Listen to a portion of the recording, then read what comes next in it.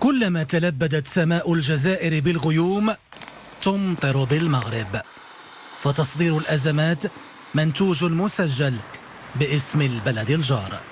الجزائر تقطع الشك باليقين وتؤكد مرة أخرى أنها تقرن القول بالفعل، فهي لا تتدخل بتاتا في النزاع المفتعل حول قضية الصحراء المغربية. قصف 3 قواعد عسكرية تابعة للجيش الملكي المغربي، وهي القواعد بلد جار يصون آصرة العقيدة ويدرك ثقل التاريخ وحساسية الجغرافيا.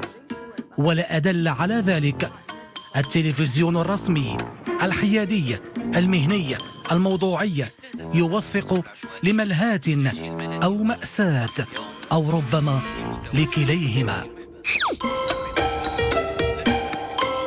سيناريو دبر بليل، أبطاله شخوص يبدو أن انتقاءهم تم على عجل. مذيعة نشرة الأخبار شحنت أكثر من اللازم في الشأن ومراسل حربي مهني بلا خوذة يبدو أنه تماهى ودور البطولة الذي يجسده، فتناسى قواعد اللغة العربية. ولكم التعليق. مسافة قصيرة تفصلنا عن القاعدة العسكرية رقم 22 من الفيلق 40 مشاة عن 60 صاروخا، والآخر يراقب الهلال.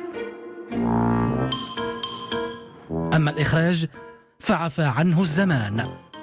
وبخصوص الإكسسوارات نجد ساحة الوغى بلا مقاتلين بلا جيوش، وهذا المكان الخرب قيل إنه تعرض لقصف من طرف القوات المسلحة الملكية، وفي عز ما أطلق عليها بالحرب يأبى هذا الزميل الصحفي بالتلفزيون الجزائري إلا أن يوثق اللحظة. سخرية عارمة وتفكه بليغ، تفكه تلقفه الجزائريون قبل أن يصل صداه للمغاربة. حدث العاقل بما لا